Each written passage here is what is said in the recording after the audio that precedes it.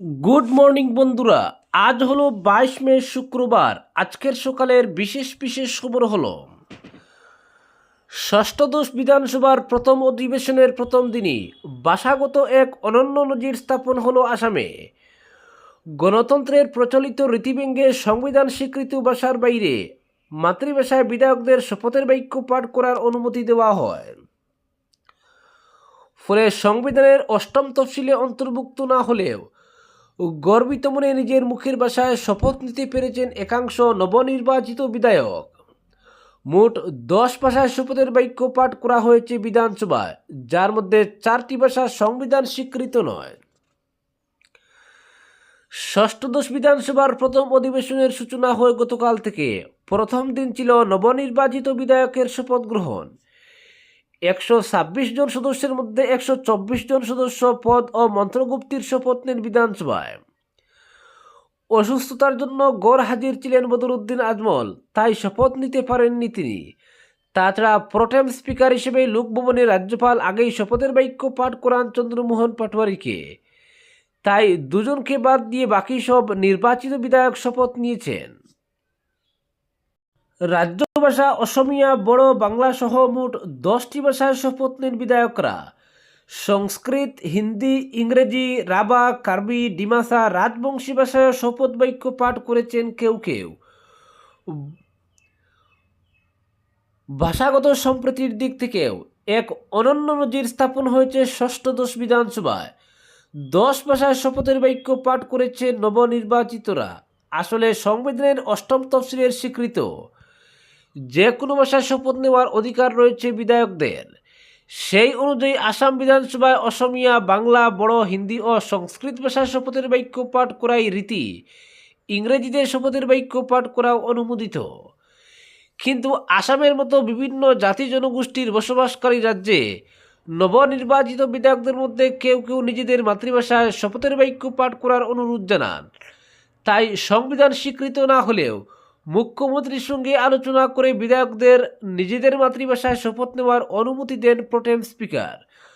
ফলে প্রচলিত রীতিভঙ্গি মাতৃভাষায় শপথ নেওয়ার অনুমতি পান বিধায়করা। রাজবংশী ভাষায় অনুমোদিত কোনো লিখিত লিপি নেই, তবুও কথ্য রাজবংশী ভাষায় শপথ নেন নবনির্বাচিত 3 বিধায়ক। শপথের বাক্য অসমীয়া হরফে লিখে নিয়ে আসেন তারা। একইভাবে রাভা, কার্বি এবং ডিমাসা বিধায়করা শপথের বাক্য পাঠ করেন নিজেদের মাতৃভাষায়। নবনির্বাচিত বিধায়কদের পদ ও মন্ত্রগুপ্তির শপথের বাক্য পাঠ করান প্রোটেম স্পিকার চন্দ্রমোহন পাটোয়ারি। প্রথমে শপথ নেন মুখ্যমন্ত্রী হিমন্ত বিশ্ব শর্মা।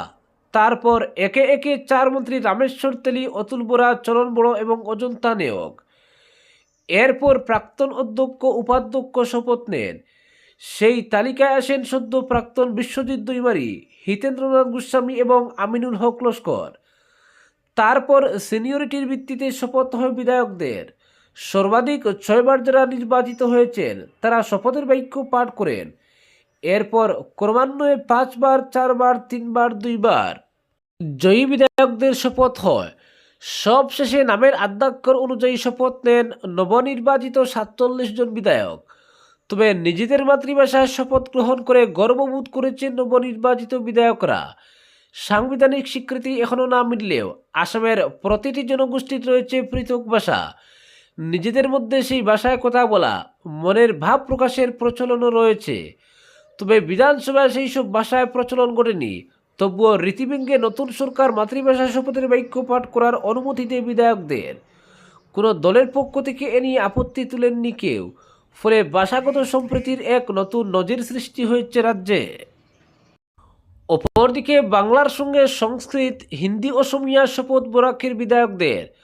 19-এর উত্তরাধিকারীদের অন্য ভাষায় শপথ, তুমুল বিতর্ক, সমালোচনা। নবনির্বাচিত 126 জন সদস্যের সঙ্গে বৃহস্পতিবার বিধানসভায় শপথ নিলেন বরাকের 13 বিধায়কও। বরাক উপত্যকার গরিষ্ঠ সংখ্যক বিধায়করা অবশ্য বাংলায় শপথের বাক্য পাঠ করেছেন। তবে বাংলার সঙ্গে হিন্দি, সংস্কৃত ও অসমীয়া ভাষায় শপথ নিয়েছেন কেউ কেউ। বিধানসভায় বাঙালির সাথে দেখা গেছে বরাকের 2 নতুন বিধায়ক অমিয়কান্তি দাস এবং মিলন দাসকে। বিধানসভায় প্রথমবার পা রেখে উৎসাহিত দেখা গেছে তাদের। বরাকের বিধায়কদের মধ্যে কমলাক্ষদে পুরকায়স্থ কৃষ্ণেন্দু পাল, বিজয় মালাকার, আমিনুল হক লস্কর, রাজদীপ রায়, কিশোর নাথ ও জাকারিয়া আহমেদ মাতৃভাষা বাংলায় শপথের বাক্য পাঠ করেন। কৌশিক রায় শপথ নেন হিন্দিতে। তাছাড়া অমিয়কান্তি দাস, রাজদীপ গোয়ালা এবং মিলন দাস শপথের বাক্য পাঠ করেন সংস্কৃত ভাষায়। তবে দুই বিরোধী বিধায়ক আমিনুর রশিদ চৌধুরী এবং জুবাইর এনাম মজুমদার শপথ নেন অসমীয়া ভাষায়। সংবিধান স্বীকৃত যে কোনো ভাষায় শপথের বাক্য পাঠ করার অধিকার রয়েছে বিধায়কদের। তাই হিন্দি অসমীয়া ভাষায় শপথ নেওয়ায় বলার কিছু নেই, সেটা অপরাধ নয় মুঠেই। কিন্তু বাঙালির ভাষা সংগ্রামের ইতিহাস জড়িত 19 মে সদ্য ফিরিয়ে আসা উপত্যকার কয়েকজন বিধায়ক বাংলা বাদ দিয়ে অন্য ভাষায় শপথ নেওয়া নিয়ে রীতিমতো বিতর্কের সৃষ্টি হয়েছে।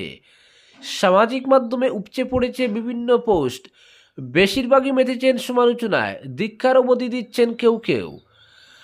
অসমে বাংলা ভাষার অধিকার রক্ষায় প্রাণহুতি দিয়েছিলেন 11 জন। সেই 11 জন শহীদের ত্যাগের বিনিময়ে আসামে আজও সরকারি ভাষার স্বীকৃতি রয়েছে বাংলার।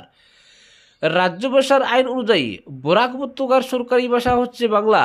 সরকারি কাজকর্মে বাংলা ভাষার ব্যবহার বাধ্যতামূলক। কিন্তু নিজেদের সেই অধিকার কেন বিসর্জন দিতে চলেছেন ভাষা সংগ্রামীদের উত্তরাধিকারীরা, সেটাই প্রশ্ন। মাতৃভাষা বাংলায় শপথ নিলে কী অসুবিধা হয়, সেটাও বিতর্কের বিষয়। বৃহস্পতিবার নতুন বিধায়কদের শপথের অনুষ্ঠানে দেখা গেছে নবনির্বাচিত একাংশ বিধায়ক নিজেদের মাতৃভাষায় শপথের বাক্য পাঠ করায় আগাম অনুমতি চেয়েছেন প্রোটেম স্পিকারের কাছে। সেই অনুযায়ী মাতৃভাষায় শপথ নেওয়ার সুযোগও পেয়েছেন বিভিন্ন জনগোষ্ঠীর একাংশ বিধায়ক। সংবিধান স্বীকৃত ভাষা না হলেও রাভা, রাজবংশী, কার্বি, ডিমাসা ভাষায় শপথের বাক্য পাঠ করা হয়েছে বিধানসভায়।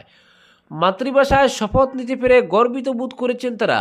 কিন্তু বাংলা সংবিধান স্বীকৃত ভাষা হলেও নিজেদের মাতৃভাষায় শপথ নিতে কেন কোনটা বোধ করেছেন বরাকের জনা কয়েক বিধায়ক।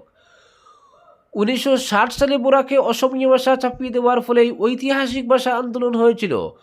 তখনকার সময় অসমীয়া ভাষার আগ্রাসন ঠেকানো সম্ভব হয় বরাকবাসীর গণতান্ত্রিক আন্দোলনের রক্ত জোড়ার বিনিময়ে। সেই ইতিহাস ধরে রাখতে কেন আগ্রহী নন কয়েকজন বিধায়ক, সেই প্রশ্ন উঠেছে। দিন কয়েক আগেই 19 মের মহামিছিল হয়েছে, শহীদ তর্পণ হয়েছে বরাকে।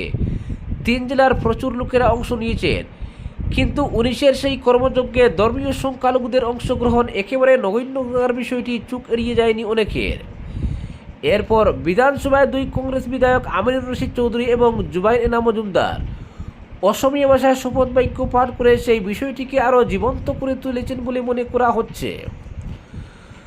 সংস্কৃত ভাষায় শপথ নিয়ে কোনো আপত্তি নেই, কারণ সংস্কৃত হচ্ছে দাত্রী ভাষা। সংস্কৃত থেকেই বাংলা ভাষার জন্ম। তাও ভাষা শহীদের স্মৃতি জড়িত উপত্যকার লোকেরা কেন বাংলা বলে সংস্কৃত ভাষায় শপথ নেবেন? খাঁটি বাংলাভাষী মিলন দাস, অমিয়কান্তি দাসও শপথ নিয়েছেন সংস্কৃত ভাষায়। সামাজিক মাধ্যমে সেই দুজনেরও সমালোচনা চলছে। কেউ কেউ বলছেন শহীদ তর্পণ করে আবার সংস্কৃতে শপথ নেন কেন। অনেকের দাবি বাঙালি ও অসমীয়া দুই কুল রাখতে গিয়ে সংস্কৃত ভাষাকে শ্রেয় মনে করেছেন তারা। বাঙালি সাজে বিধানসভায় আসা মিলনের গলায় আবার দেখা গেছে অসমীয়াদের স্বাভিমানের প্রতীক গামছা। গর্ব ভরে তিনি বলেছেন, পোশাক পরেছি বাঙালির, গলায় দিয়েছি অসমীয়ার স্বাভিমানের গামছা। দুই ভাষা গোষ্ঠীর সম্প্রীতির যে নিদর্শন তিনি তুলে ধরার চেষ্টা করেছেন, তাতে সাধুবাদ দিতেই হয়। কিন্তু ভাষা শহীদদের ত্যাগের কথা মাথায় রেখে মাতৃভাষা বাংলায় শপথ নিলে কি অন্য ভাষা গোষ্ঠীকে অসম্মান করা বোঝায়, সেটা ঠিক বোঝা যায়নি। ঐতিহাসিক অসম আন্দোলনকে মাথায় তুলে রেখেছেন অসমীয়ভাষী লোকেরা, কিন্তু বরাকের বাংলা ভাষা সংগ্রামের ইতিহাস কি করে ভুলে থাকেন বাংলাভাষী জনা কয়েক বিধায়ক। অপরদিকে সড়ক অবরোধে সামিল বিধায়ক জুবাইরের বিরুদ্ধে মামলা 5 গ্রাম থানায়। শপথ গ্রহণের দিনেই বড় বিতর্কে জড়িয়ে পড়লেন আলগাপুর কাটলিজোড়া কেন্দ্রের নবনির্বাচিত কংগ্রেস বিধায়ক জুবাইর এনাম মজুমদার। জাতীয় সড়ক অবরোধ কর্মসূচিতে অংশগ্রহণ ও নেতৃত্ব দেওয়ার অভিযোগে মামলায় জড়িয়ে পড়লেন বিধায়ক জুবাইর এনাম সহ আরও কয়েকজন। ঘটনা নিয়ে রাজনৈতিক মহল থেকে সাধারণ মানুষের মধ্যে শুরু হয়েছে তীব্র চর্চা।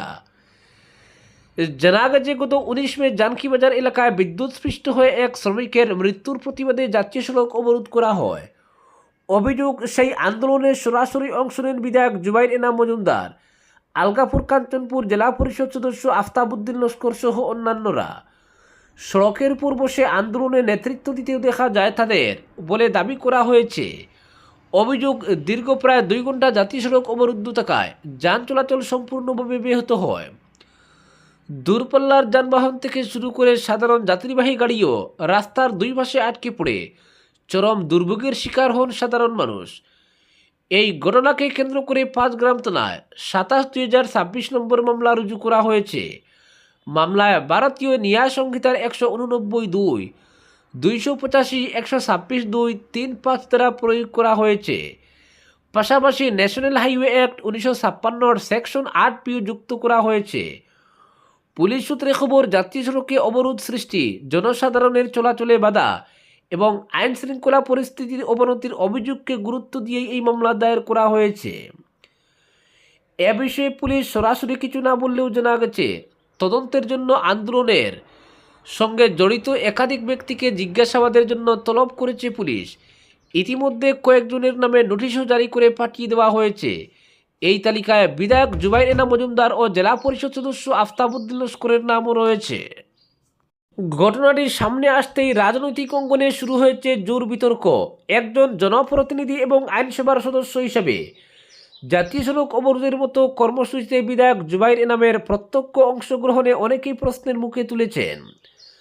বিরোধীদের একাংশের দাবি, আইন প্রণয়নের দায়িত্বে থাকা একজন বিধায়কের কাছ থেকে এ ধরনের ভূমিকা প্রত্যাশিত নয়। অন্যদিকে কংগ্রেস সমর্থকদের বক্তব্য, সাধারণ মানুষের দাবির পাশে দাঁড়াতেই আন্দোলনে যোগ দিয়েছিলেন বিধায়ক ও জেলা পরিষদ সদস্য। আজকের বিশেষ সংবাদ এখানেই সমাপ্ত।